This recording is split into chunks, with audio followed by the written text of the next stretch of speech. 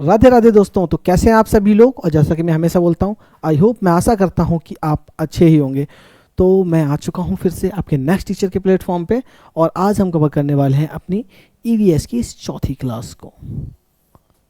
और इस क्लास में हम क्या कवर करेंगे, पादप जगत के बारे में बात करेंगे। पादप जगत मतलब प्लांट्स जो हैं उनके बारे में इसमें हम पढ़ने वाले हैं। तो सबसे पहले एक छोटी सी इन्फॉर्मेशन कि अगर आपको नोट्स की रिक्वायरमेंट है देन हमारा व्हाट्सअप नंबर ये लिखा हुआ है यहाँ पे 6398569851। इस पे आप यूपी टेट जुलाई 2026 अगर लिख के टेक्स्ट मैसेज करते हैं देन आपको जो भी डाउट्स हैं या नोट्स की रिक्वायरमेंट है वो वहाँ फुलफ़िल कर दी जाएगी। तो चलिए स्टार्ट करते हैं हमारी इस क्लास को। और हमारी क्लास में हम क्या देखेंगे, तो वनस्पति जगत यानी पादपों के जो रहस्य हैं उनके बारे में हम इस क्लास में कवर करेंगे। ठीक है, आप लोग अपने आसपास बहुत सारी ग्रीन हरे भरे पौधे दिखते हैं, लेकिन क्या आपने देखा है कि पौधे कभी भोजन करते हो? पौधे भी तो वृद्धि करते हैं ना, बढ़ते हैं ना। और जब अगर वृद्धि करते हैं तो वृद्धि करने में ऊर्जा की खपत होती है, ऊर्जा लगती है। तो आखिर प्लांट्स जो होते हैं, पौधे होते हैं, वो उस ऊर्जा को लाते कहाँ से हैं? आखिर आपके लिए खाना तो आपकी मम्मी बना देती हैं किचन में, लेकिन प्लांट्स के लिए भोजन कौन बना रहा है ये कैसे पता चलेगा, उसको हम इस क्लास में कवर करेंगे। तो हमारी जो पृथ्वी है उस पे उसका जीवन जो है किस पे निर्भर करता है, पौधों पे निर्भर करता है। और पौधे कैसे भोजन बनाते हैं, पानी कैसे पीते हैं, और अलग अलग जगहों पर कैसे जीवित रह लेते हैं, उन चीज़ों को हम इस क्लास में कवर करने वाले हैं।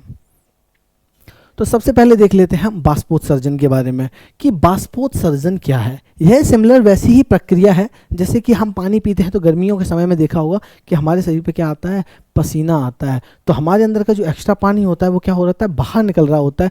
उसी तरीके से पौधे भी क्या करते हैं, बाष्पोत्सर्जन की प्रक्रिया करते हैं, जिसको ट्रांसपायरेशन बोला जाता है। यानी कि बोल सकते हैं कि ये क्या है, पौधों का पसीना है। अगर सरल व्याख्या की बात की जाए तो हम कह सकते हैं कि जिस तरह गर्मियों में हमें पसीना आता है और शरीर ठंडा होता है, वैसे ही पौधे भी अपने वायवीय भाग मतलब बाहर के जो भाग है कौन सा है, पत्तियां हैं, उनसे अतिरिक्त पानी वेपर के रूप में बाहर निकालने का काम करते हैं। अब इसमें अगर की पॉइंट्स की बात करी जाए तो ये जो प्रक्रिया होती है मुख्य रूप से पत्तियों के रंध्र यानी जो छोटे छोटे छेद होते हैं पत्तियों पे, आप इन पत्तियों को अगर सही से देखेंगे तो इन पत्तियों पे आपको क्या मिलेंगे, इस तरीके की स्टोमेटा या रंध्र मिलेंगे। उन रंध्र से क्या होता है, पानी बाहर निकलने का काम होता है। अगर आप अपने हाथ पे देखेंगे तो आपकी जो रोएं हैं उनके नीचे भी छोटे छोटे छिद्र हैं, जिनके जरिए से हमारे शरीर से जो अतिरिक्त पानी होता है वो कहाँ निकलता है, बाहर निकलता है। सिमिलरली उन रंध्र से जो कि पत्तियों में उपस्थित होते हैं, जो एक्स्ट्रा वाटर होता है वो बाहर निकलता है। अब इसका फ़ायदा क्या होता है, तो जब हमारा पसीना निकलता है तो हमको क्या फ़ायदा होता है, तेज़ गर्मी में हमारे शरीर को ठंडक मिलती है। उसी तरीके से यह पौधों को ठंडा रखने का काम करता है और जड़ों से पत्तियों के खींचने में भी क्या करता है, ये मदद करता है।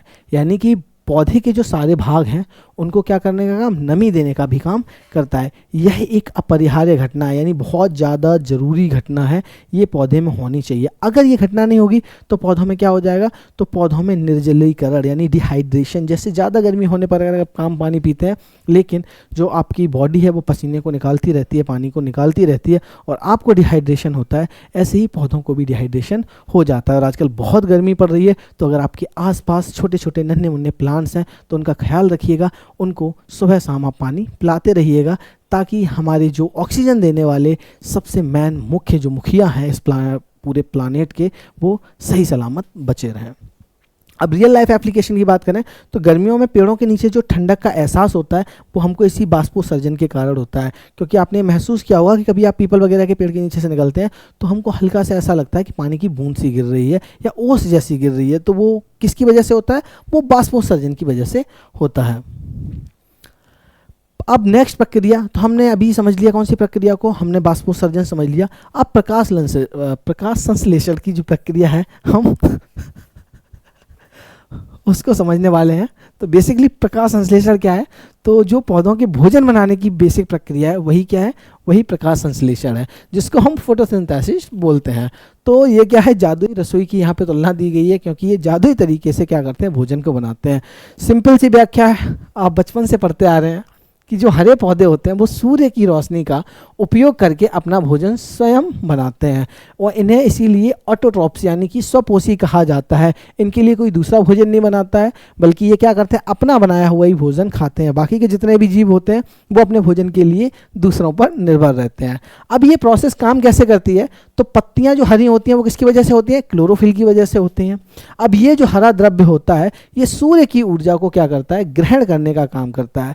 हवा से कार्बन डाइऑक्साइड जो कि हम छोड़ रहे हैं और मिट्टी से जल यानी H2O लेकर पौधा जो होता है वो अपने लिए क्या बना लेता है? ग्लूकोज बना लेता है। यानी कि ये जो भोजन लेते हैं, जो एनर्जी लेते हैं, वो ग्लूकोज के फॉर्म में लेते हैं। अब इस प्रक्रिया में जीवनदायिनी जो ऑक्सीजन होती है O2 जिनसे हमारा जीवन बनता है वो बाहर निकलती है। अब यहाँ पे एक केमिकल रिएक्शन दे रखी है कि 6CO2 6H2O और सनलाइट साथ में मिलती है, तब क्या बनता है? C6H12O6 यानी कि ग्लूकोज। इस फॉर्मूले का आप याद रख लीजिएगा, MCQs में पूछा भी गया है कि ग्लूकोज का फॉर्मूला क्या है। उसके अलावा ये भी पूछा जाता है कि प्रकाश संश्लेषण की प्रक्रिया में कितने मॉलिक्यूल ऑक्सीजन के निकलते हैं, तो वो 6O2 जो ऑक्सीजन के मॉलिक्यूल्स होते हैं 6 वो निकलते हैं। अब यह एक कैसी प्रक्रिया है? तो यह एक भौतिक रासायनिक प्रक्रिया है। यहाँ चित्र में बहुत अच्छे से समझाया गया है इस चीज़ को कि किस तरीके से ग्लूकोज का निर्माण हो रहा है।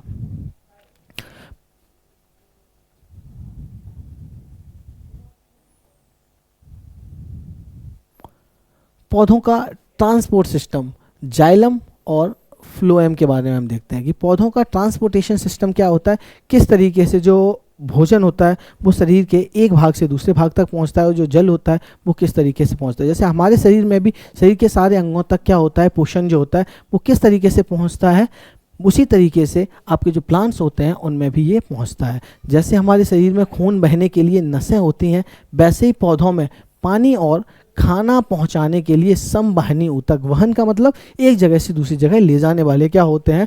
टिश्यूज़ होते हैं। अब इनकी विशेषता देखेंगे, इनके कार्य देखेंगे और किस तरीके की कोशिकाएं हैं और ऊर्जा का कैसे उपयोग करती हैं, ये एक चार्ट के जरिए से हम इसको देख लेते हैं। तो यहाँ बात करिए अगर जाइलम की, तो जाइलम से जल शब्द बनता है। याद रखने के लिए जाइलम से जल शब्द हम बना सकते हैं। तो जो जाइलम होता है वो जड़ों से पत्तियों तक जल और खनिज जो होते हैं उनको ले जाने का काम करता है, जबकि फ्लोएम यानी कि फ्लावर या फिर फ्रूट, फ्लावर से क्या बनतेगा? फ्रूट। तो जो फूड को ले जाने का काम करते हैं पत्तियों में वो कौन करता है? फ्लोएम काम करता है। कोशिकाओं की बात करें तो विशिष्ट जल संवाहक यानी इनको ट्रिकेरी जो तत्व होते हैं उनसे बनी हुई ये क्या होती हैं? आपकी जाइलम होती है। जबकि फ्लोएम की जो कोशिकाएं होती हैं ये घुलनशील कार्बनिक यौगिकों का परिवहन करने के काम आते हैं। ऊर्जा का उपयोग ये किस तरीके से करते हैं? तो जो जाइलम होते हैं इनके लिए किसी भी तरीके की ऊर्जा की ज़रूरत नहीं होती है, एकदम पैसिव होती है। लेकिन फ्लोएम जो होता है उसमें भोजन को एक जगह से दूसरी जगह पहुंचाने के लिए क्या होता है कि ATP नामक जो ऊर्जा होता है उसका सक्रिय रूप से क्या होता है? इसमें उपयोग होता है। सुपर हीरोज़ की बात कर लेते हैं कि सुपर हीरोज़ कौन है पौधे के आवास के आधार पर उनके प्रकार, कि कैसे वातावरण में कैसे पौधे पाए जाते हैं और कैसे अपने आप को वहाँ एडजस्ट करते हैं, उन चीज़ों को हम यहाँ देखने वाले हैं। तो सबसे पहले प्लांट्स जो हैं वो हैं जीरोफाइट्स। तो जीरोफाइट्स का मतलब कटीले जो पौधे हैं वो जीरोफाइट्स की कैटेगरी में आते हैं और ये पौधे हमको रेगिस्तान में देखने के लिए मिलते हैं। इनको रेगिस्तान का राजा कहा जाता है क्योंकि ये रेगिस्तान में सर्वाइव कर पाते हैं। अब विशेषता इनकी सबसे बड़ी तो यही होती है कि ये विषम परिस्थितियों में जहाँ सबसे ज़्यादा शुष्क वातावरण होता है वहाँ पर ये उगते हैं। अनुकूलन पत्तियाँ बहुत छोटी होती हैं और इन कांटों में जो कि बदल जाते हैं, यानी कि ये जो हमको कांटे इनके दिखते हैं ये बेसिकली इनकी पत्तियाँ हैं और ये पत्तियाँ काफ़ी हार्ड होकर क्या करती हैं? कांटे का रूप ले लेती हैं ताकि बाष्पोत्सर्जन कम हो। अभी हमने जस्ट बाष्पोत्सर्जन को पढ़ा कि बाष्पोत्सर्जन क्या होता है? पौधे से पानी का बाहर निकलना। तो जब पत्तियाँ छोटी हैं, कटीली हैं, तो यहाँ से बाष्पोत्सर्जन कम होता है जिससे पौधा क्या होता है? अपनी ज़रूरत के लिए जो पानी होता है उसको बचा के रख पाता है। अब इसके उदाहरण भी दे रखे हैं, कैक्टस हो गया, अनानास हो गया और एलोवेरा। तो ये किस में आते हैं? ये जीरोफाइट्स की कैटेगरी में आते हैं। नेक्स्ट अगर हम प्लांट्स के टाइप की बात करें तो ये होता है हाइड्रोफाइट्स। अब यहाँ हाइड्रो से ही समझ में आ रहा है, हाइड्रो का मतलब वाटर, यानी कि ऐसे प्लांट्स जो कहाँ हमको देखने के लिए मिलेंगे? वाटर बॉडीज़ में देखने के लिए मिलेंगे या पानी के अंदर देखने के लिए मिलेंगे, वो हमारे हाइड्रोफाइट्स होते हैं। तो विशेषता इनकी यही होती है कि ये ताजे या समुद्री जल में भी उगते हैं। उदाहरण के लिए कमल हो गया, हाइड्रिला हो गया और सफ़ेद लिली जो होती है आप लोगों ने गाँव के तालाबों में देखी होगी, जिसको क्या बोलते हैं हम? गुजरिया या कुमुदनी बोलते हैं। तो ये सब प्लांट्स किस में आते हैं? तो ये हाइड्रोफाइट्स की कैटेगरी में ये प्लांट्स आते हैं। अगली बात करें तो मेसोफाइट्स। तो मेसोफाइट्स कहते हैं ये हमारे आसपास बहुत देखने के लिए हमको इस तरीके के प्लांट्स मिलते हैं और ये जो सामान्य मिट्टी होती है उसमें ये उगते हैं। तो आम हो गया हमारा, नीम हो गया, मक्का हो गया, तो ये सारे जो प्लांट्स होते हैं ये कौन सी कैटेगरी में आते हैं? तो मेसोफाइट्स। यानी कि चुनना बड़ा आसान है। अगर आपसे मेसोफाइट प्लांट्स का पूछा जाए तो एक बार अपने आसपास देख लीजिए कौन कौन से प्लांट्स आपको जनरली देखने के लिए मिलते हैं, वो सारे मेसोफाइट्स की कैटेगरी में आएंगे। अब हेलोफाइट्स, तो हाई हेलो में बहुत ज़्यादा है नमक, तो जहाँ नमकीन पानी में आपको पौधे मिल जाएंगे तो वो कौन से होंगे, वो सारे हेलोफाइट्स होंगे। तो इनको नमक के सिपाही बोला जाता है, क्योंकि उच्च लवणता यानी बहुत पानी कैसा होगा, नमकीन पानी जो होगा या दलदली और समुद्री पानी वाली जगह पे उगते हैं। तो इन्हीं प्लांट्स को क्या बोला जाता है, मैनग्रूव प्लांट्स बोला जाता है। मैनग्रूव फॉरेस्ट के बारे में आपने पढ़ रखा होगा। तो जो मैनग्रूव प्लांट्स होते हैं उन्हीं को क्या बोला जाता है, हेलोफाइट्स बोला जाता है।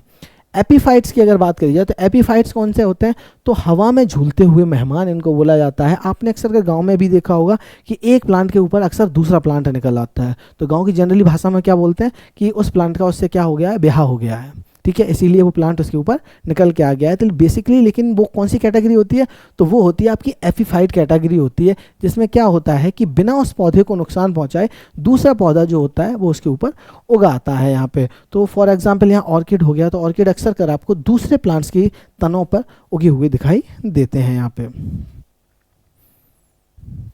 अब अगर बात करी जाए एपीफाइट्स, तो ये परजीवी नहीं है, बस ये क्या होते हैं, उस पेड़ का सहारा लेते हैं खुद को डेवलप करने के लिए। तो यहाँ पे जोड़ी मिलाने की बात कर रहे हैं तो कैक्टस कैसा प्लांट्स है, जीरोफाइट, ठीक है। कैक्टस जो होता है उसको बहुत वैसे देखा जाए तो बहुत ज़्यादा स्ट्रगल, बहुत ज़्यादा उसको फाइट करनी पड़ती है, क्योंकि रेगिस्तान में उग रहा है, लेकिन फिर भी हम क्या बोल रहे हैं, जीरोफाइट, यानी कैक्टस है जीरोफाइट, कोई फाइट ही नहीं है। या कह सकते हैं कटीले जो लोग होते हैं उनसे भैया ना ही फाइट करो तो ज़्यादा बेहतर है। कमल की बात करी जाए, पानी में होता है, पानी के लिए क्या कीवर्ड था, हाइड्रो। तो यहाँ पे कहीं हाइड्रो आपको दिख रहा है, हाइड्रोफाइट्स, तो ये डी से मैच हो जाएगा आपका हाइड्रोफाइट्स। तीसरा मैनग्रोव, तो मैनग्रोव कौन से होते हैं, आपके हेलोफाइट्स, हाय हेलो बोलते हैं मैन सभी से, ठीक है, तो हेलोफाइट्स। ऑर्किड की बात करी जाए तो ये दूसरों के कंधों पे झूलते हैं, यानी एपीफाइट, क्या है, एपीफाइट हो जाएगा। चलिए अब बात कर लेते हैं हम जड़ों के बारे में, कि पौधों की जो जड़ें होती हैं वो उनकी नींव होती हैं, उनको मजबूती देने का काम करते हैं। तो अगर सामान्य से परिचय की बात करी जाए, जनरली आपसे पूछा जाए कि जड़ें क्या हैं, तो आपको पता है कि पौधे का वह भाग जो कि कहाँ होता है, मिट्टी के नीचे होता है, और पौधे को मजबूती देने का काम करता है, वही क्या है, उसकी जड़ है। तो जो पौधे का भूमिगत भाग उसे मिट्टी से जोड़ता है, इसका विकास बीज के भ्रूण के मूलांकुर यानी रेडिकल जो होता है उससे होता है। जड़ों के मुख्य कार्य क्या होते हैं, तो सबसे पहला कार्य है अवशोषण यानी एब्जॉर्प्शन। मिट्टी से जल और खनिज को सोखने का काम कौन करता है, जड़ें काम करती हैं। सहारा देने का काम, तेज आंधी तूफान आ रहा है, पानी बारिश हो रही है, तो उसमें क्या है, पौधा खड़ा है, कितनी मजबूती से खड़ा रहेगा, ये डिपेंड किस पे करता है कि उसकी जड़ों की गहराई कितनी है और जड़ें कितनी उसकी मजबूत हैं। भंडारण, भोजन बनता है, आपने देखा होगा कि अभी मैंने बताया कि प्रकाश संश्लेषण की प्रक्रिया में क्या बनता है, भोजन बनता है। लेकिन सर्दियों में कभी कभार या जब बारिश का मौसम होता है तो उस टाइम पे काफ़ी लंबे समय तक धूप नहीं निकलती है, तो उस टाइम पे भोजन कैसे पौधे बनाते हैं, तो भोजन क्या होता है, जो बना हुआ होता है उसको स्टोर करने का काम होता है, तो वो कहाँ होता है, वो जड़ों में ही होता है। हार्मोन का निर्माण भी कहाँ होता है, तो पौधों की वृद्धि को करने वाले जितने भी हार्मोन होते हैं उनका निर्माण कहाँ पे होता है, वो जड़ों में ही होता है। नेक्स्ट अब हम जड़ों के प्रकार की बात करें तो सबसे पहले मूल जड़, जिसको टॉप रूट बोला जाता है, तो मूलांकुर से सीधे विकसित होते हैं, और द्विपत्री बीज जो होते हैं उनमें ये पाई जाती हैं। कहाँ से होती है, मूलांकुर, जो सबसे पहली जड़ निकलती है वहीं से क्या होता है, इनका निर्माण होता है। और इसमें क्या होता है, बहुत ज़्यादा जो बचा हुआ एक्स्ट्रा फूड होता है, एनर्जी होती है जो पौधे ने बनाई है, उसको स्टोर कर लेते हैं और जिसको हम बाद में खाते भी हैं। फॉर एग्जाम्पल गाजर हो गया और चना हो गया आपका। अपस्थानिक जड़, तो अपस्थानिक जड़ें कौन सी होती है, मूलांकुर के अलावा पौधे के किसी भी अन्य भाग से ये डेवलप हो सकती हैं, पौधे के किसी भी अन्य भाग से डेवलप हो जाएंगी, फिर वो तना हो सकता है, उससे विकसित होती हैं। जैसे आपका गेहूं हो गया और प्याज हो गया, तो इनमें जो जड़ें पाई जाती हैं गेहूं और तनों में, वो कैसी होती हैं, अपस्थानिक जड़ें होती हैं आपकी।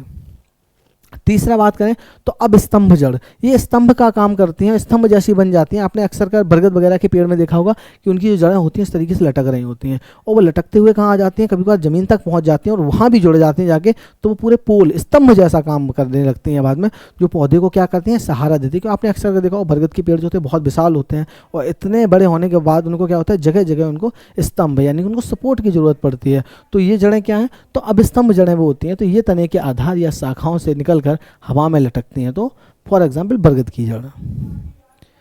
सिंथेसिस वनस्पति जगत का मास्टरमाइंड पूरा मैप अभी तक जितना हमने देखा है वो पूरा यहाँ पे कवर हो रहा है। तो अगर आपको वीडियो अच्छी लग रही है देन आप वीडियो को लाइक कीजिएगा, और बाकी का आपको पता है कि अगर आपको नोट्स की रिक्वायरमेंट है, ये डिटेल्ड नोट्स अगर आपको चाहिए पढ़ने के लिए, देन ये है हमारा व्हाट्सएप का कॉन्टैक्ट नंबर, जिस पे आप यूपी टेट जुलाई 2026 लिख के भेज दीजिएगा, आपको सारी जानकारी नोट्स के रिगार्डिंग मिल जाएगी।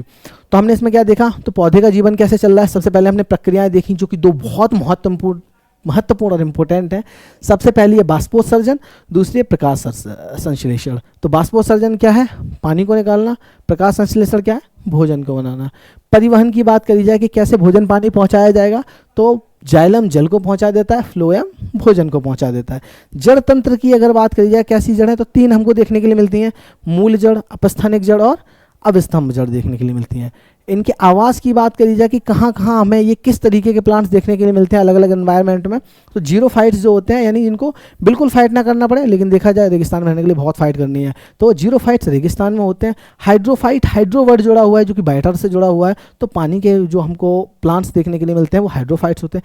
मैसोफाइट्स बहुत ज़्यादा सामान्य जो होते हैं पौधे, जो हमारे आसपास नीम हो गया, शीशम हो गया, आम हो गया, तो ये सब किस में कौन सी कैटेगरी में आएंगे, तो ये मैसोफाइट की कैटेगरी में। हेलोफाइट्स, हाई हेलो कौन करेगा, तो मैनग्रूव प्लांट्स जो होते हैं, यानी नमकीन पानी में जो उगते हैं वो क्या होते हैं, हमारे हेलोफाइट्स होते हैं। और एपीफाइट्स कौन से होते हैं, एक पौधा दूसरे पेड़ के ऊपर जब उग आता है तो वो प्लांट्स कैसे होते हैं, आपके एपीफाइट्स होते हैं। एग्जाम्पल में ऑर्किड का प्लांट जैसे कि आपको बताया गया था। नेक्स्ट ये बात करें कि 5 मिनट को एक रिवीजन देख लेते हैं। तो बाष्पोत्सर्जन आपको प्रक्रिया पता चल गई है, पत्तियों के ऊपर रंध्र है, रंध्र से पानी निकल रहा है, तो वो बाष्पोत्सर्जन क्रिया हो गई। प्रकाश संश्लेषण की प्रक्रिया क्या होती है, भोजन बनता है पौधे का, और किसकी वजह से बनता है, आपका जो क्लोरोफिल है वो प्रकाश संश्लेषण में क्या करता है, सन की रोशनी ले लेता है, एनवायरनमेंट से जो आसपास की हवा है वहाँ से CO2 मिल जाती है, वाटर मिल जाता है, और क्या बन जाता है, ये प्रक्रिया कंप्लीट होती है तो ग्लूकोज हो जाता है और O2 इसमें निकलता है। अब आपको ये बताना है इसमें कि O2 के कितने मॉलिक्यूल्स जो होते हैं वो इस प्रक्रिया में निकलते हैं। पौधों के अगर प्रकार की बात की जाए कि पौधों के प्रकार कौन कौन से हैं, तो कैक्टस कैसा है, जीरोफाइट, कमल, हाइड्रोफाइट, मैंग्रोव, हेलोफाइट्स। अब जाइलम और फ्लोएम, ज से जल बता चुका हूँ, फ से फूड यानी कि भोजन आपका।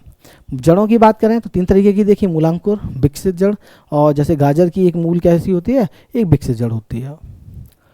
अब यहाँ पे हम बात कर लेते हैं, थोड़ा सा MCQs दे रखे हैं तो देखते हैं अपना कितना अच्छा स्कोर कर सकते हैं। एक काम करते हैं, इनको मैं नहीं सॉल्व कराता हूँ, आप वीडियो को पॉज कीजिए और देखिएगा इनमें से कितनों के आंसर जो है वो आप कर सकते हैं। नेक्स्ट परीक्षा के लिए महत्वपूर्ण क्वेश्चंस हैं, तो इनको आप एक बार रिवाइज कीजिएगा, लिखने का प्रयास कीजिएगा, या आपके इन फ्यूचर कोई रिटन एग्जाम होता है या आप क्लास में पढ़ाते हैं तो वहाँ आप किस तरीके से इन चीज़ों को आप एक्सप्लेन कर पाएंगे, तो उसका आप एक बार क्या कर सकते हैं, रिवीजन कर सकते हैं। तो आई होप आपको आज की क्लास जो है वो काफ़ी अच्छी लगी होगी। वैसे तो ये काफ़ी लॉन्ग क्लास है हमारी, और ये जो पूरा टॉपिक है हमारा पादप जगत का 3 से 4 क्लास में कंप्लीट होने वाला है, लेकिन आज हम इस क्लास को यहीं पे रोकेंगे क्योंकि आई होप आपको ये क्लास बहुत अच्छी लगी होगी। तो इसके नोट्स बना लीजिएगा, बाकी का अगर नोट्स के रिगार्डिंग कोई भी क्वेरी है तो हमारा व्हाट्सअप नंबर लिखा हुआ है, आप उस पर मैसेज कर दीजिएगा। तो चलिए मिलते हैं अगली क्लास में, तब तक के लिए नमस्कार, जय हिंद।